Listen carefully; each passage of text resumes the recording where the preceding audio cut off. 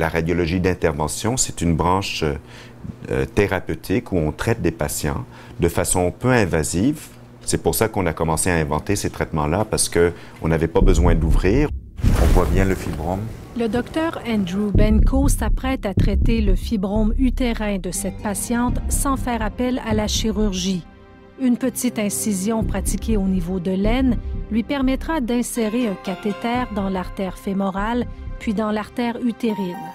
Donc j'avance dans l'utérine avec le microcathéter. Tu peux garder mon guide là? C'est parfait.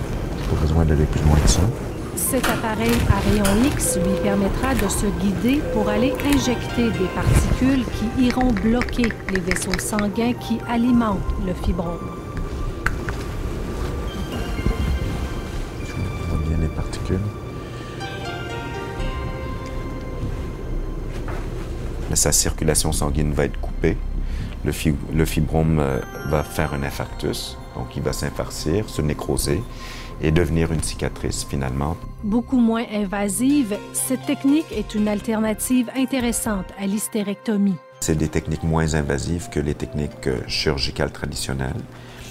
Les patients sont traités plus rapidement, c'est-à-dire ils rentrent et ils sortent plus rapidement de l'hôpital. Ils peuvent réintégrer leur travail plus rapidement qu'avec une chirurgie majeure.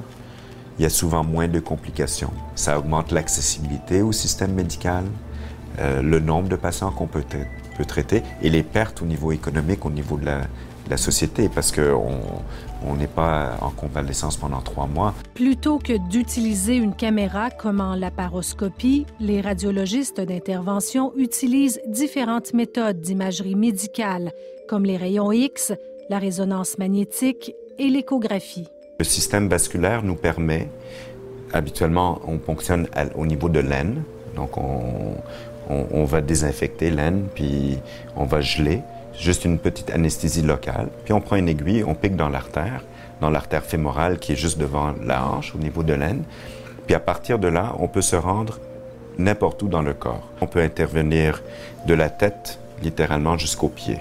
On peut aller dans le cerveau, traiter des anévrismes, on peut emboliser des malformations vasculaires dans le cerveau, on peut débloquer les artères carotides chez des gens qui ont des accidents vasculaires cérébraux, on peut aller dans les poumons, on peut aller dans les reins, dans tous les organes abdominaux et une grande partie de notre travail, c'est dans les jambes, chez des gens qui ont des artères bloquées au niveau des jambes. Certains types de cancers peuvent même être traités par chimio-embolisation. On s'en va avec un petit cathéter dans les artères qui nourrissent la tumeur et on bouche. Donc on peut amener n'importe quel médicament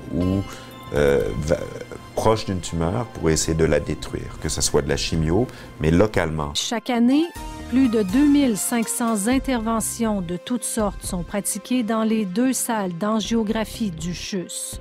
Parce qu'on travaille en équipe, on touche à peu près une trentaine de spécialités différentes qui nous réfèrent des patients. Alors ça peut être la chirurgie vasculaire, la neurologie, urologie, toutes les spécialités finalement chirurgie générale, on travaille avec eux parce qu'on traite le cancer, on traite les maladies vasculaires, on traite les complications chirurgicales.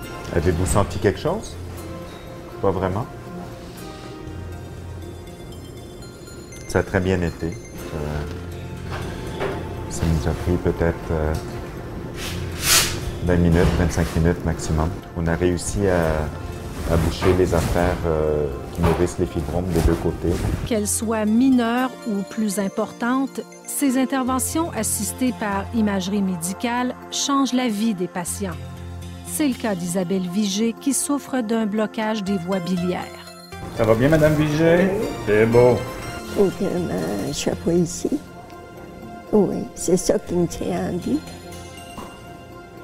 Je remercie.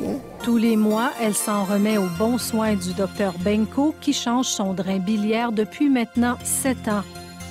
Une toute petite intervention, direz-vous, mais qui pourtant fait toute la différence du monde pour cette femme de 86 ans. Ça a bien été? Oui.